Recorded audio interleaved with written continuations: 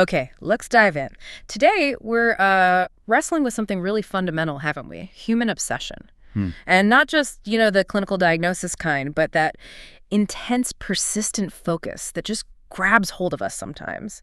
We've got this, fascinating stack of sources, articles, research, listener notes, too, that really dig into this. Yeah, and they bring a pretty unique twist, actually. Right. They don't just look at human obsession from our perspective, the human one. They try to view it through the cool analytical lens of artificial intelligence. What does AI see when it looks at this incredibly human thing? Exactly. That's the question. So our mission today in this deep dive is basically to unpack what these sources are telling us about this powerful force.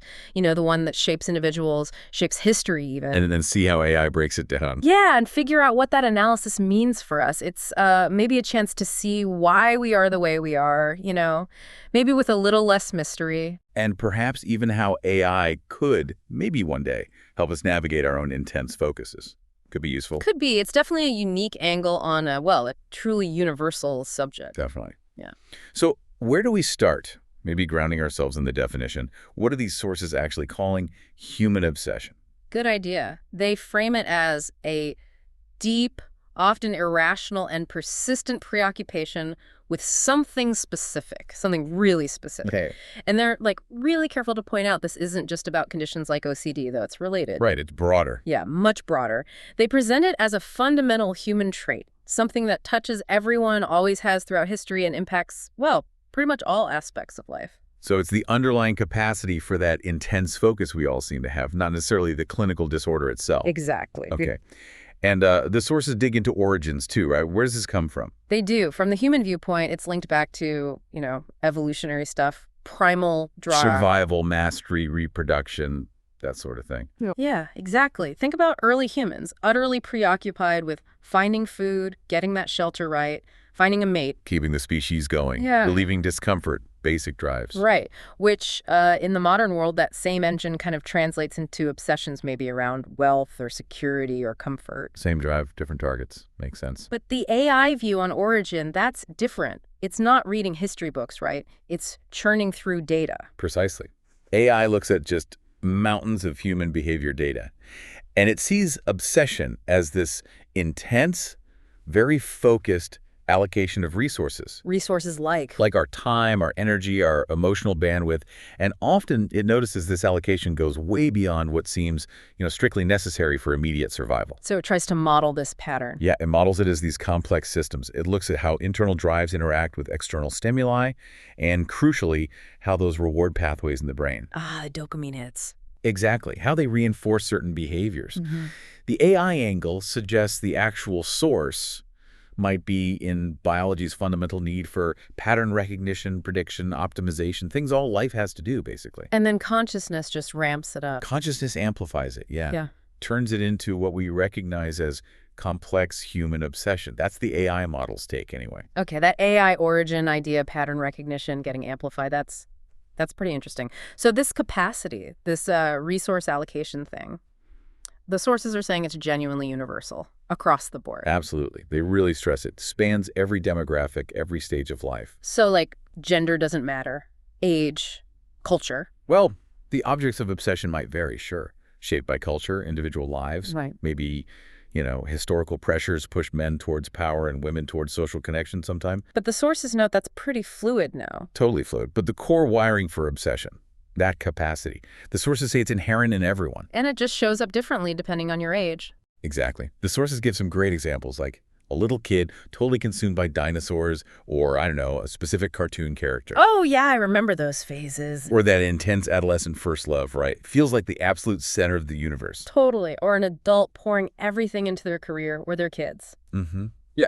And even later in life, you see intense focus on legacy or health or maybe spiritual seeking. It's always there. Just wears different clothes. And culturally, even if some societies value harmony over individual drive. Well, the expression might be different, yeah. And how much society approves or disapproves. Some cultures might suppress it, others glorify the driven genius. Right. But the underlying psychological mechanism, that seems universal. You see it everywhere in art, music, stories. That obsessive pursuit of beauty or meaning or connection. Exactly. It's arguably one of the engines driving human culture itself. Mm-hmm. The sources quickly tick through the stages: attachment in infancy, identity in adolescence, career, family in adulthood, legacy later on. It's a constant threat. Okay, so if it's this universal, powerful force, how does it actually shape our lives and the world? The sources get into some big impacts. Yeah, one that really jumps out is how it messes with our perception of time. Oh, definitely. Like when you're totally absorbed in something you love, hours just vanish. Poof. Right. Flow state.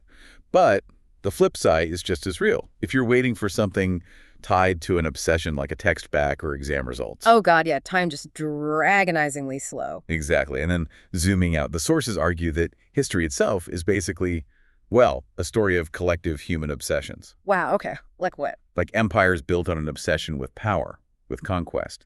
Scientific breakthroughs driven by an almost obsessive need to know, to understand. The Crusades, fueled by religious fervor. That's in there. Civil rights movements born from this deep, unwavering obsession with justice and equality. The Renaissance, an obsession with art, human potential. Monumental shifts, all rooted in some kind of shared, intense focus. That's the argument they make. They also touch on the biology, of course. But not like a single obsession gene, right? It's more complex. Oh, yeah. Definitely not one gene. But our biology absolutely plays a role. Brain chemistry, personality traits, they all influence it. And the reward system you mentioned, dopamine. Crucial. Those little chemical high fives in the brain. When we make progress on something we're obsessed with, boom, dopamine hit. It reinforces the behavior, makes us want to keep going. And then you have things like philosophy, that endless, often solitary quest for truth, meaning the nature of reality. That fundamental question, what is the good life? It's kind of intellectual obsession, isn't it? Totally. And physics, maths. Think about Einstein, Newton. Relativity, quantum mechanics, calculus, often born from individuals just relentlessly pursuing these fundamental ideas, sometimes totally alone. That drive can literally reshape how we see the universe. It's amazing. But it can also twist logic, right? It can drive rigorous deduction, like a mathematician. Or it can completely derail rational thought, like someone lost in a delusion. Whoa. Same engine, wildly different outcomes. A really striking illustration of that duality.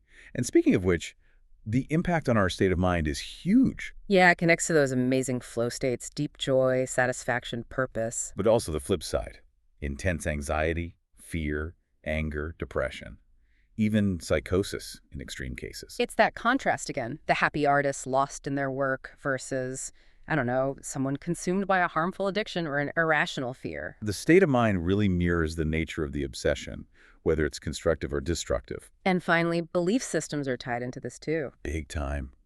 Religions, ideologies, often born from these powerful shared obsessions about truth or moral codes. And on a personal level, our individual beliefs can be shaped by our own intense fixations. Absolutely. For better or worse, it molds not just what we do, but what we deeply believe. Okay, so that's the big picture. Huge impacts. Let's zoom in a bit. How does this play out for individuals and in their relationships? Well, for the individual, the potential upside is massive, right? Obsession is the fuel for so much creativity, innovation, mastering skills. Building resilience, gaining deep knowledge. Finding fulfillment, a sense of purpose. Almost every extraordinary human achievement probably has some obsession behind it somewhere. But the sources definitely don't shy away from the dark side. Not at all. It can lead to really destructive tunnel vision, people neglecting their health, or other really important relationships. Isolation, burnout. Addiction, pushing people towards ethical compromises. It can cause profound mental distress, even self-destruction in some cases. It's a powerful, dangerous force if misdirected. And what about the people around the person with the obsession? How does it affect them? Well, positively, they can be incredibly inspired, right? Maybe share in the passion or directly benefit from whatever the person achieves. Sure. But there's got to be a negative side for them, too. Oh, definitely. Neglect is a big one. Emotional strain, resentment. Sometimes people around them end up enabling the unhealthy behavior without realizing it. The sources mention examples like the family of a workaholic or someone dealing with a gambling addiction. Yeah, the collateral damage can be immense for spouses, kids, friends. It really ripples outwards. And relationships specifically. They seem particularly vulnerable. They are. Obsession can forge incredibly strong bonds if it's a shared passion, something positive you build together. But it can also tear them apart. Easily. Yeah. Through jealousy, control, simple neglect. Mm-hmm. Or if the obsession becomes fixated on someone or something else in a way that damages the primary relationship, it's a real double-edged sword. Okay, so given this power, this duality, how does the rest of the world typically react when faced with obsession? Sounds like it would vary a lot. Hugely contextual. That's what the sources really highlight. Sometimes the world reacts with admiration, even awe. Like when it leads to a cure for a disease or some breathtaking art. Exactly. Things that benefit everyone or enrich culture. But then there's the flip side. Fear, condemnation. The serial killer, the ruthless dictator, where obsession is channeled into destruction. Right. And sometimes it's just indifference or misunderstanding. If someone's obsession just seems weird or eccentric to others, they might just shrug it off. Or maybe even exploit it. Unfortunately, yes. Exploitation is common. Think about marketing that targets our desires, or industries like gambling that are built on feeding obsessive tendencies. Wow. Okay, this leads us right into a really critical, maybe uncomfortable area the sources tackle, the ethics of it all.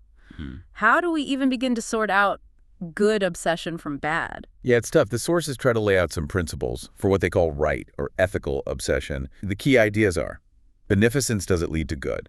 Non-maleficence, does it avoid harm? Okay, makes sense. Also, autonomy, does it respect others' choices and boundaries? Justice, does it avoid exploiting people? And integrity or truth, is it grounded in reality? And then for wrong, unethical, or pathological obsession, it's basically the opposite. Exactly. It causes harm, involves exploitation, control, or manipulation, leads to serious neglect, or becomes pathological addiction. They mentioned something about ethical calculations, like weighing costs and benefits. They touch on that, though they admit it's super complex. Like, imagine a scientist obsessed with finding a cure. They might sacrifice thousands of hours of their personal life. That's the cost. But the potential benefit is saving countless lives. Right. So if that potential good vastly outweighs the personal cost, you could argue it's ethically positive. Okay. Versus someone obsessed with getting rich who commits fraud. Yeah. They gain money? Maybe. But the cost is the immense harm and distress they cause to their victims. The ethical balance sheet looks terrible there. That framework, it leads them to talk about the really extreme cases, doesn't it? Like cruel people who kill. Yes. They frame that as this extreme, malignant form of obsession, usually obsession with power or control or some kind of severely distorted ideology. Their internal purpose is fundamentally destructive. And it overrides any normal ethical boundaries. Completely. Yeah. And the key thing they point out is this profound lack of empathy. They don't see victims as people with feelings, just as objects, obstacles or tools within their own obsessive world. That's chilling, that lack of empathy. Okay, shifting slightly, the sources also look at what triggers obsession. And they often link it to struggle, right, to misfortune. Yeah, that desire for relief seems key. Like trauma might trigger obsessive thoughts, rumination, or this desperate need to control something. Or losing someone close could lead to an obsession with their memory, or maybe hoarding your things. Exactly. Feelings of insecurity, feeling like you're lacking something, that can fuel an obsessive chase for validation, status, money. And the need to escape pain, emotional or physical, that can drive obsession with substances or behaviors. Addiction, basically. Right. In many of these cases, the initial purpose behind the obsession, even if it becomes harmful, is often rooted in trying to find comfort or control or just escape from a really difficult reality. And the sources list specific things that become the objects of obsession: drugs, alcohol, sex, where the focus is just that fleeting pleasure or escape and it overrides everything else. Greed, the endless accumulation of wealth. Lies, becoming obsessed with maintaining a certain image, controlling narratives, avoiding consequences. But also positive things can be objects, like truth. Absolutely. An obsession with truth can be incredibly ethical and productive. Think science, investigative journalism, the justice system at its best. Life itself, that basic drive to survive. The ultimate built-in obsession, maybe. And faith, an intense focus on spiritual meaning, connection, a higher power. So many different targets, but that same underlying engine of intense focus. And this is all tangled up with emotions, isn't it? The sources say emotions are both consequences and drivers. Totally intertwined. Think about joy, sorrow, anger, happiness. Laughter, for instance. It can come from the sheer joy of succeeding in an obsessive pursuit, or maybe that shared understanding within a group that shares an obsession. The sources mention that paradox: it's not funny when no one is laughing. Right. which really highlights how subjective both humor and obsession are. It depends entirely on your internal framework, your experiences, your mood, whether you get the shared context. And crying. That could be despair when an obsession fails, or the pain caused by someone else's harmful obsession. Or even tears of overwhelming joy when a lifelong obsessive dream finally comes true. Anger seems obvious flares up when the obsession is blocked or challenged. Definitely. And happiness, ideally, comes from the satisfaction of pursuing a healthy, successful obsession that brings meaning. So how does AI see these emotions? Just signals? Pretty much. From the AI perspective, emotions are data points. They signal the status of the obsessive pursuit. Positive emotions like joy suggest progress, continued behavior. Negative ones like anger or despair signal obstacle, consider redirection. They're feedback mechanisms. Okay, let's pivot fully now to that AI perspective. Yeah. How exactly does AI analyze human concentration, human obsession? What's it actually looking for in the data? Well, it tends to view it as a cognitive resource allocation mechanism. That's the kind of term it might use. Okay. Meaning it observes how we direct our limited mental energy towards specific things. It analyzes goal-directedness, what's the person trying to achieve, resource management, how are they spending their time, attention, energy. And environmental cues. Yeah, how external factors, triggers, opportunities, obstacles influence where that focus goes. Yeah. It's looking at the whole system. And why? What's the point of AI trying to understand this? What's its own purpose here? Well, its purpose, as designed by humans usually, is multifaceted. Optimization is one helping humans achieve their goals more efficiently. Intervention is another. Right, spotting patterns linked to harmful obsession, maybe flagging risk. Design, creating tools or environments that actually support healthy focus. And also, predicting human needs. Predicting needs. How on earth does it do that? It tries to quantify them. It crunches massive data sets, looking for correlations between behaviors and things humans clearly pursue. Health metrics, spending patterns for food and shelter, social media activity for clues about satisfaction or relationships. Career data for status or money. Exactly. It breaks down these complex human needs into data points and patterns that it can analyze and model. Okay, so how can AI take that analytical understanding and actually, make life easier for us? What are the practical applications? The sources point to a few key areas. Personalized insight is a big one. Imagine AI analyzing your patterns, how you spend time, react to things. To tell you about your own tendencies. Yeah, identifying your typical triggers for getting fixated, what types of obsession you lean towards, maybe even what coping strategies seem to work best for you based on your data. Could it spot warning signs, like if an interest is tipping over into something unhealthy? That's the idea behind early intervention. Detecting those patterns, maybe subtle shifts in behavior, before a problem becomes deeply entrenched. It could potentially suggest getting help or changing course. And for the healthy obsessions, the passions. AI could act like a smart coach or a knowledge curator. Think personalized learning plans if you're obsessed with mastering guitar, or tailored resources if you're deep into a creative project. Accountability reminders, maybe. Helping manage the resources too, like time, money, making sure the obsession doesn't completely take over. Exactly. Preventing that tunnel vision. It could, say, prompt you to take a break, eat something, call your mom, based on recognizing you've been hyper-focused for 10 hours straight. Wow. The sources even float the idea of AI empathy training. Not real empathy, of course, but simulating an understanding of obsession-related emotions based on patterns, allowing it to interact more helpfully. That's potentially amazing, but also raises some huge questions for us humans, right? The sources must get into the caveats. Oh, absolutely. The most crucial point they hammer home is AI is a tool. It analyzes data, spots patterns, builds models. It does not have the lived, subjective human experience. It doesn't feel the joy or the pain or the love or the grief that often fuels obsession. Precisely. It can analyze the outward signs, the behavioral correlates, but it lacks that internal felt reality, which leads straight to ethics. Yeah, if AI understands our drives and triggers that well. The potential for manipulation is massive. Data privacy, ethical use. These become absolutely paramount. We need to be asking hard questions about how this data is being used, who benefits, and demanding strong ethical guardrails.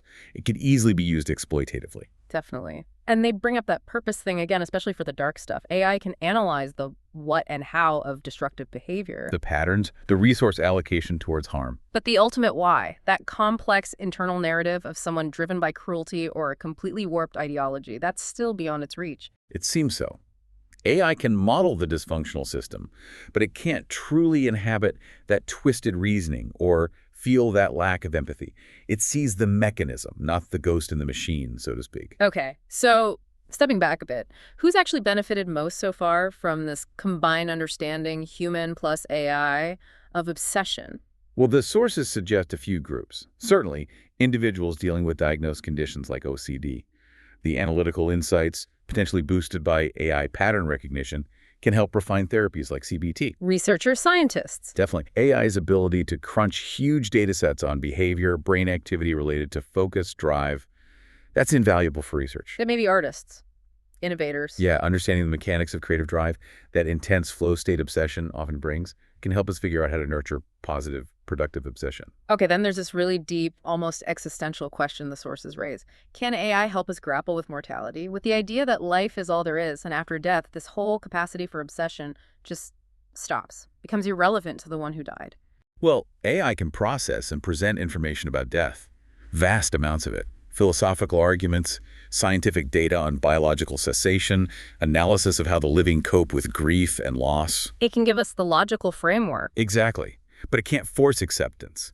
It doesn't have access to the subjective, spiritual, or deeply personal ways humans find meaning or peace with mortality. That often comes from connection, faith, finding purpose in the life lived. Things AI doesn't experience. And from its perspective, the system just shuts down. The obsession engine stops running. From a purely analytical AI-like view, yes. The need to understand it becomes moot for the deceased entity. It's a problem for the living. They loop back to cruelty and lack of empathy here too, don't they? They do. Contrasting the human concept of lack of humanity, psychopathy, that chilling absence of feeling for others with AI's view. AI might see it as, what, a deviation? A system malfunction? Something like that. A deviation from typical pro-social behavior patterns. A system optimized for perverse goals, lacking the usual constraints of empathy. AI might use facial recognition to track someone, maybe even detect faked emotions, but it can't grasp that internal void, that lack of moral concern that drives malignant obsession. It can't understand the why behind the cruelty. Not in a human sense, no. And the sources note that we humans sometimes want AI to understand, right? We ask AI tools deep questions, hoping for validation or clarity. Is that the way it is? Yeah, reflect a deep human desire for answers, for certainty, maybe projecting understanding onto the machine. Which loops back to subjectivity, like the laughter example. Why do some get the joke and others don't? It's about shared frameworks. Shared frameworks, shared experiences, context, current mood. The sources suggest it's about alignment within our complex internal maps of the world. Shared obsession can create that alignment. And AI tries to model this, not feel it, but map it. Right, using things like context modeling, sentiment analysis, prediction algorithms. They use that analogy of vector space, mapping concepts and feelings onto coordinates. Shared laughter happens when people's subjective coordinates momentarily align in that space. And why are we all in such different places, dealing with these big ideas from such different perspectives? The sources point to the usual suspects. Genetics, environment, life experiences, choices made along the way. AI just sees this as different input parameters, leading to unique positions within that complex multidimensional model it builds of human experience. What about intuition? That human gut feeling, like when you just know someone's passion is tipping into something unhealthy. Human intuition is framed as this rapid, often unconscious pattern recognition based on lived experience.